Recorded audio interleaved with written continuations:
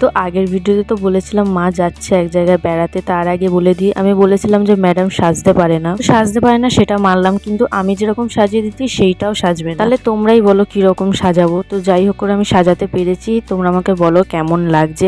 আর এদিকে দেখো মা বেরিয়ে যাচ্ছে, এর জন্য ও যাবে, কিছুতে মাকে ছাড়ছে না, মানে এত কান্নাকাটি গড়াগড়ি একদম, মানে কিছুতে শুনছেও না কিছু না। এবার দেখো মা চলে যাবে না, সমস্ত ঘরের জিনিসপত্র ছুঁড়ে নিচে ফেলছে। এবার জিনিসপত্র দেওয়া বন্ধ করে দিয়েছে বলে জুতোগুলো ছিল ওগুলোও ছুঁড়ে ফেলে দিচ্ছে। ওর মা বারণ করছে বলে ওকেও জুতো মারছে, মানে কি অবস্থা। তারপর তো সন্ধ্যাবেলায় ঝালমুড়ি মেখেছিল বৌদি, আর আমি চা বানিয়েছিলাম, তো সেটাই খাচ্ছিলাম। আর মা আজকে বিয়ে বাড়ি যাচ্ছে এক জায়গায়, আমাদেরও নেমন্তন্ন আছে কিন্তু আমরা যাব না, আর মা আজকে আসবে না, অনেকটাই দূর বিয়ে বাড়ি, তাই কাল আসবে। দেন তারপরে তো আমি ওকে বললাম তুমি যাও একটুখানি মাংস নিয়ে আসো দোকান থেকে, কারণ আজ খুব মাংস খেতে ইচ্ছা করছে। তো ঝাল ঝাল চিকেন কষা আর তার সাথে রুটি বানিয়েছিলাম, চিকেনটা বৌদি বানিয়ে দিয়েছিল। তো আজকের দিনটা এভাবেই কাটালাম। So that's it.